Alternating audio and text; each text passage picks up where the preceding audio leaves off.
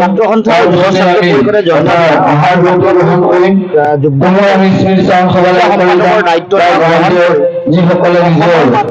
জাতীয়তাবাদী ৰাজনীতি আছে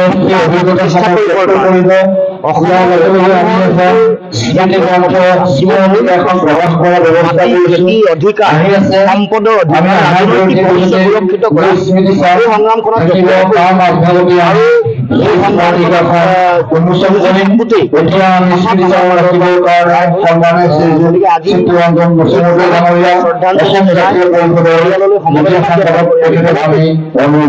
বৰকটকীৰ যি আদৰ্শ সেই আদৰ্শ আমি সকলোৱে জীয়াই ৰাখিব লাগিব। কেনেকৈ তেখেতে সমাজ গঢ়িবৰ কাৰণে মানুহৰ মাজত সকলো জাতি জনগোষ্ঠী মানুহৰ মাজত সমন্বয় আৰু একতাৰ বান্ধোনেৰে বান্ধ খুৱাবৰ কাৰণে সুধাকণ্ঠ ডক্টৰ ভূপেন হাজৰিকাৰ অমৰ সৃষ্টি মানুহে মানুহৰ বাবে এই গানটো 12টা ভাষাত বিভিন্ন ভাষাত গোৱাই সকলো জাতি জনগোষ্ঠী ভাষা ভাষী ধৰ্মাৱলম্বী লোকক একত্ৰিত কৰি সমন্বয়ৰ দিন পালন কৰাটোৱে মই ভাবো যে এটা অতি সুদূৰ প্ৰসাৰী এক পদক্ষেপ গ্ৰহণ কৰিছিল।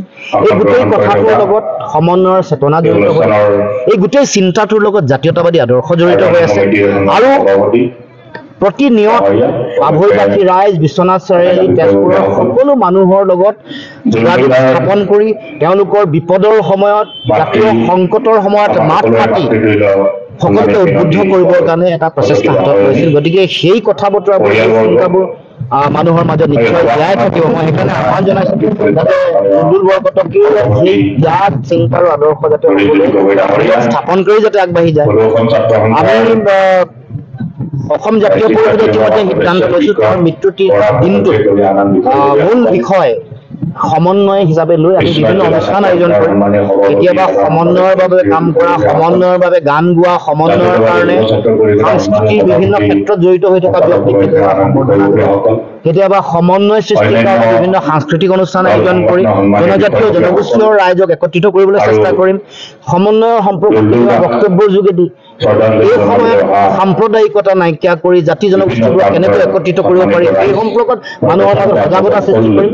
গতিকে সমন্বয় এটা আধাৰ হিচাপে সমন্বয় এটা থিম হিচাপে লৈ আমি তেখেতৰ মৃত্যুৰ তিথিত এটা বিশেষ অনুষ্ঠান আয়োজন কৰিবৰ কাৰণে আমি চিন্তা চৰ্চা কৰিছো আৰু প্ৰথম মৃত্যু বৰ্ষত আমি এই অঞ্চলতে সেই অনুষ্ঠান আয়োজন কৰিবৰ কাৰণে আমাৰ ফালৰ পৰা আমি প্ৰচেষ্টা হাতত ল'ম। Assam Focus।